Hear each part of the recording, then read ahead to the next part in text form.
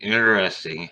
Nah, it never. We never moved that kind of weight in coke, and neither did he.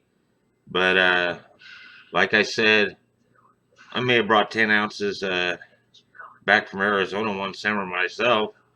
But I'm sure he got more than that on the local scene there in Des Moines. But that was what ruled the streets back in the '80s was cocaine.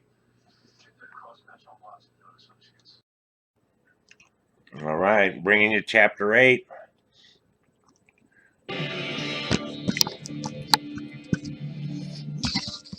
Burnt crosses, field of green, tales from the Southside, bringing it to you on election night. Hey, basically, there was no doubt he wasn't gonna win unless this fucking information came out. Then it might have made a difference. Motherfucker should step down when it does, because he ain't been fucking who he is. Let me just say that.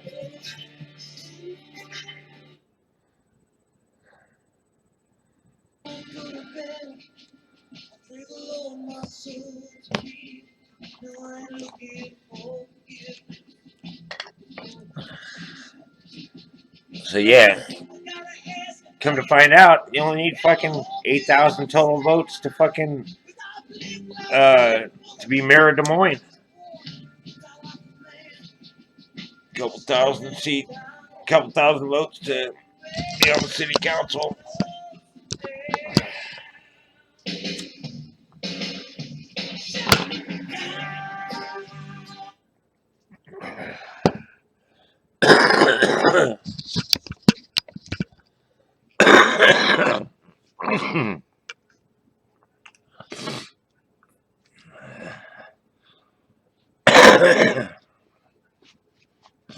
So, chapter 8, Burnt Crosses, Tales from the Southside. To think one can successfully smuggle Mary Jane through a suitcase, one must understand how the airline industry really worked back in the late 1980s. First and foremost is hiding the scent. Tim showed me how to use plastic wrap and baby powder, a trick so widely practiced in the 90s that the Mexicans were wrapping it in baby powder before they crossed the border with it. I remember getting it in bundles with baby powder. Legend was the dog couldn't smell through the powder. It really wasn't the dogs you had to worry about.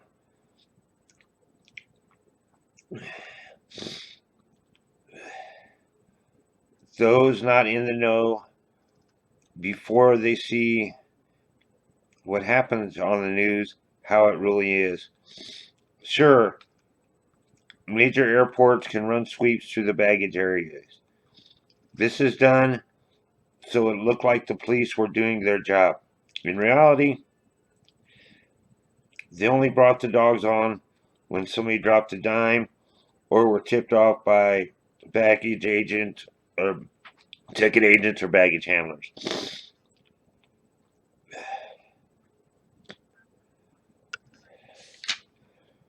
With maximum weight per bag at 70 pounds, the size and weight of your suitcase was the first thing that might tip somebody off at the counter. Clothes and shoes can weigh a lot if you have an average size suitcase or a foot locker. You never wanted to push the maximum weight limits because baggage handlers might get suspicious.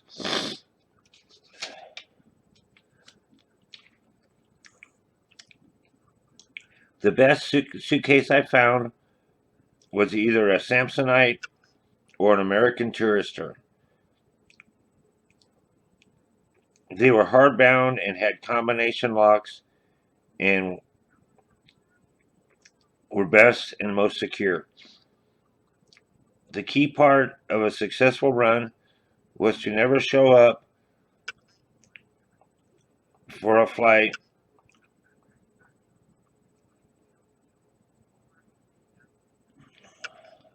the The next key part of a successful run was to never show up high for your flight.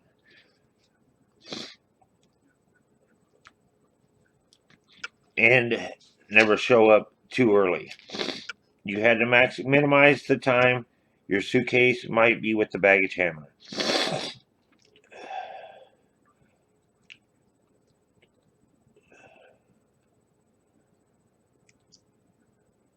And with heat, a tightly wrapped bundle will expand and possibly go off.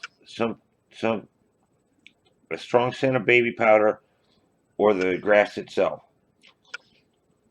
By showing up 20 minutes before takeoff, the bag would be immediately checked onto your plane after you checked in. Things were a lot different there in the 80s.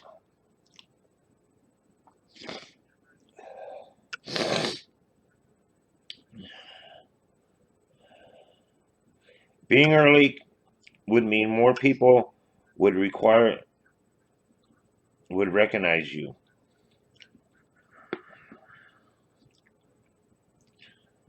Would recognize your face.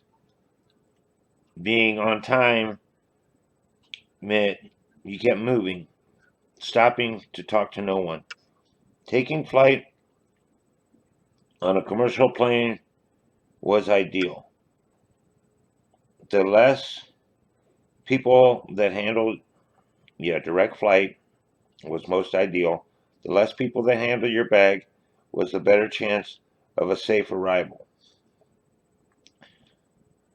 After check-in, seeing your bag loading safely onto the conveyor belt to your plane was a sense of relief. Making sure nobody knew what flight you were on, coming in to town to complete the mission. This goes beyond trusting your friends. It's about making sure that nobody knows exactly what you're doing and when you're doing it. All of this I learned from Tim. And if I could pull it off, I knew I could do it. If he could pull it off, I knew I could too.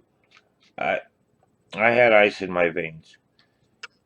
During the month of February, I had convinced Sean to come down to Arizona and check out the scene. Some friends of ours that were going to college in Iowa City were making a roadie to Tucson to buy 3 pounds off of me. It was my buddy from across the street, Pat Willie, along with the guy from Lincoln, Mike Murphy, who was after his first $1 million. Another guy that we became friends with in Iowa City, Paul Rankin, would be coming too. These folks made the trip in what would stand as a record time to Tucson. They made it in 17 hours flat. It was up to me to make the deal. One of my contacts, Jorge Navarro, or George, was to supply the smoke. George was a slick motherfucker, who was Tim's supplier. Tim had just gotten a double front, meaning that on top of the 15 pounds George fronted Tim, he had taken on another front of 12 pounds from Ron Couch, an acquaintance of ours who convinced somebody to stick their nose out for him. This Ron guy was like a cartoon character. Stood like 5'2". He used steroids, made him appear like he was a badass, but he was just juiced up, short guy who looked and talked tough, but in reality had no sack. With Tim it was different. He was a German-Irish guy from Oak Park, Illinois, who was street tough and street smart. I idolized him because of his knowledge he shared with me about smuggling. His only problem was, like myself, hooked on cocaine. I wanted Sean to meet this Tim character, but by the time he got to Tucson, Tim had already made a safe arrival to Chicago. 21 freaking pounds in a footlocker. That Friday, the boys from Iowa City showed up. I had to work. They were chomping at the bit to make the deal, and I didn't get off until 1 a.m. The price at the time was $700 a pound.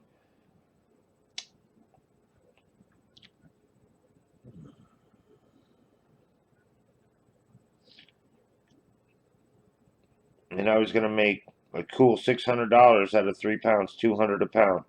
Jorge stopped in at Safeway, and I instructed him to drop off by the house and collect the money after I got home. He tells me, I bring you 8 ball when you have dinero, Jorge said. In Tucson, it was customary to give out coke, like getting a flower lei in Hawaii. Jorge spoke in Spanglish, a cross between Spanish and English.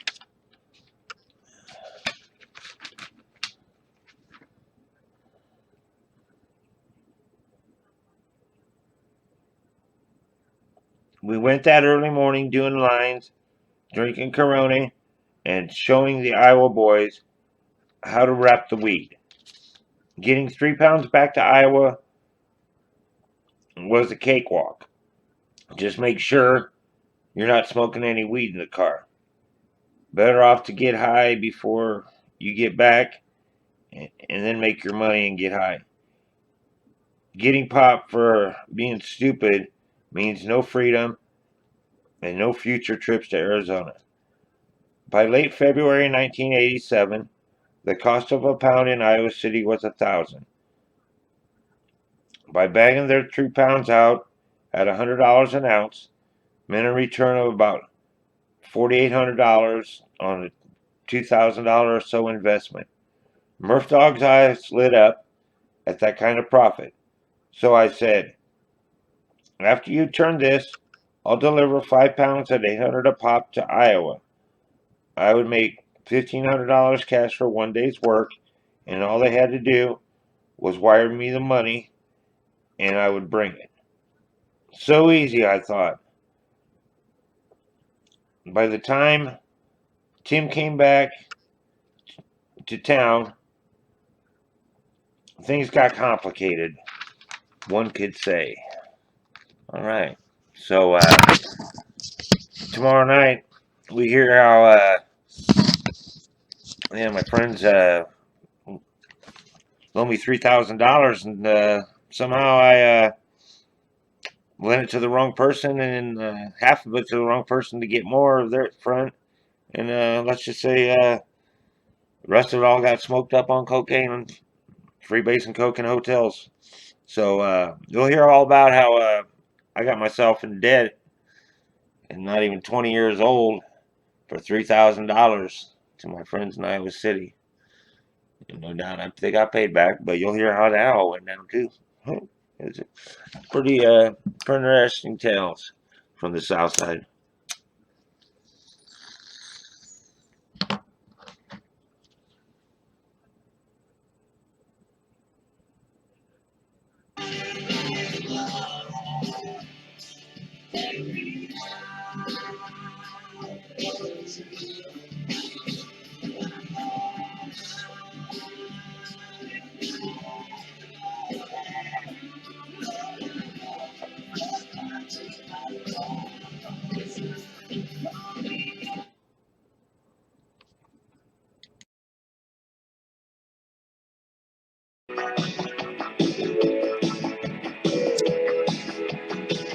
Well, I just out of school, I come through the real cool. Got a feeling like a fool, that's a message that I gotta feel while I won.